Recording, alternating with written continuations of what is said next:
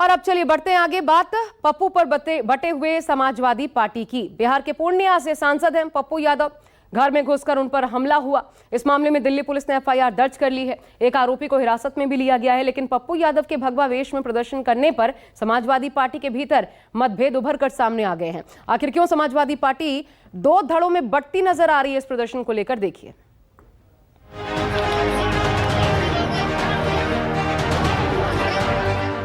हंगामे और मारपीट की ये तस्वीर रविवार शाम को उस वक्त की है जब पप्पू यादव दिल्ली में अपने आवास पर प्रेस कॉन्फ्रेंस कर रहे थे कि अचानक दो लोग वहां घुस गए।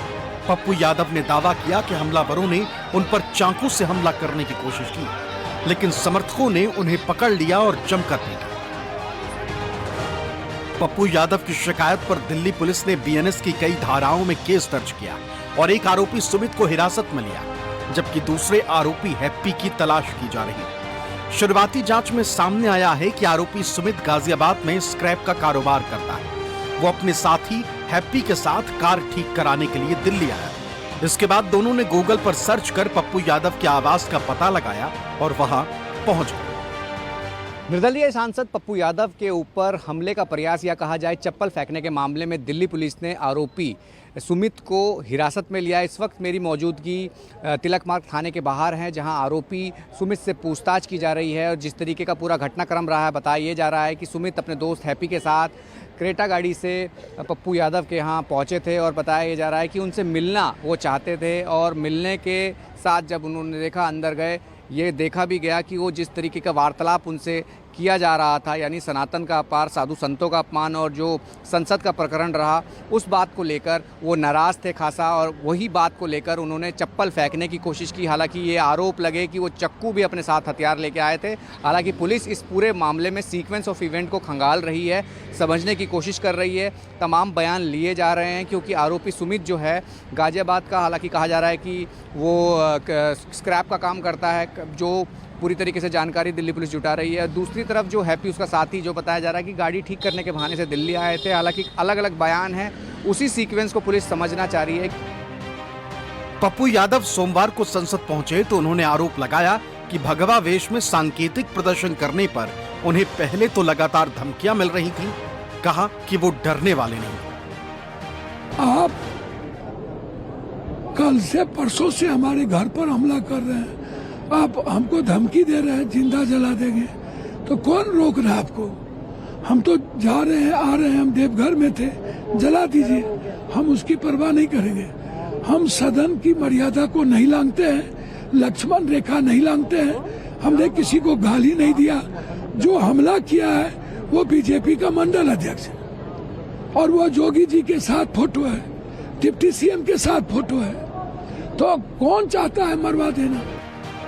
इधर पप्पू यादव पर जानलेवा हमले की जांच में पुलिस जुटी है, तो उधर समाजवादी पार्टी में पप्पू यादव के भगवा वेश पहनने पर मतभेद दिख रहे हैं। राज्यसभा सांसद राम गोपाल यादव ने साफ कहा है कि भगवा पहनकर पप्पू यादव का प्रदर्शन करना गलत था, क्योंकि चढ़ावा चोरी के मामले से संतों का कोई संबंध ही नहीं।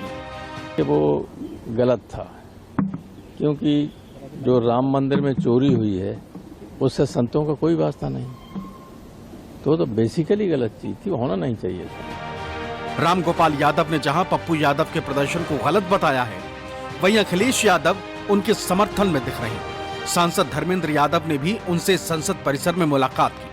अखिलेश यादव ने पप्पू यादव पर हमले की निंदा की। सोशल मीडिया पर पोस्ट कर लिखा कि हिंसा हार के डर से जन्म लेती, भाजपा हताश है, इसलिए देश के बच्चों के बाद अब सांसद तक पर प्राणघातक हमले करवा रही। उनकी प्रेस कॉन्फ्रेंस में एक हमलावर के चाकू लेकर पहुंचने की घटना बेहद गंभीर मामला है और माननीय सांसद की सुरक्षा में लगे सरकारी महकमे की भारी चूक भी जांच हो।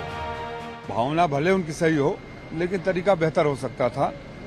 चंपत राय का पहन कर आ गए होते तब ज्यादा बड़ा संदेश जाता। लेकिन अब आप बताइए, उन्होंने लोकतंत्र में आप विरोध करिए, 20 घंटे के अंदर एफआईआर हो गया सबके ऊपर और 20 दिन तक एसटीएफ लगी रही और एफआईआर चढ़ावा चोरी डकैती पर नहीं हुई। तो ये क्या है? आप चाकू से मारेंगे, पिटवाएंगे, जान लेंगे किसी का? और दोनों हमला करने वाले भारतीय जनता पार्टी के नेता हैं। तो अगर इस तरह गुंडों को पाल कर आप करेंगे, हमला कराएंगे, तो वो भी तो ठीक नहीं है ना। राजनीतिक जानकारों का मानना है कि दो बड़े नेताओं के परस्पर विरोधी बयान समाजवादी पार्टी की सॉफ्ट हिंदुत्व की रणनीति का हिस्सा हो सकते हैं। समाजवादी पार्टी नहीं चाहती कि वो सनातन पर बीजेपी के दांव में फंस जाए और उसे बड़े वोट बैंक का नुकसान हो, इसलिए रामगोपाल यादव ने अलग लाइन पकड़ी। पप्पू यादव पर समाजवादी पार्टी के इस यू टर्न पर बीजेपी को भी मौका मिल गया। बीजेपी सांसद एसपी सिंह बघेल ने हमला बोला। रामगोपाल यादव जी एक संजीदा पॉलिटिशियन है और अपनी साफ बात कहने के लिए, बेबाक बात कहने के लिए वो जाने भी जाते हैं। जो संसद भवन के परिसर में पप्पू यादव ने किया है, ये प्रहसन का, कॉमिक का, नौटंकी का, नाटक का, फैंसी ड्रेस का या नुक्कड़ नाटक का स्थान नहीं है। मुस्लिम तुष्टीकरण जिन ने किया है मध्य प्रदेश में, राजस्थान में, हरियाणा में, दिल्ली में, बंगाल में, और खासतौर से असम और बंगाल की बात करूंगा, तो फिर उसके परिणाम उल्टे गए। बीजेपी भले ही सनातन के अपमान के नाम पर विपक्ष को घेर रही है, लेकिन कहीं न कहीं चढ़ावा चोरी के मुद्दे पर उसकी परेशानी बढ़ी। समाजवादी पार्टी और कांग्रेस लगातार संसद में मुद्दे को उठा रही, जिससे घमासान थमता नहीं दिख रहा। दिल्ली से राहुल प्रकाश और प्रशांत देव की रिपोर्ट, न्यूज़ 24।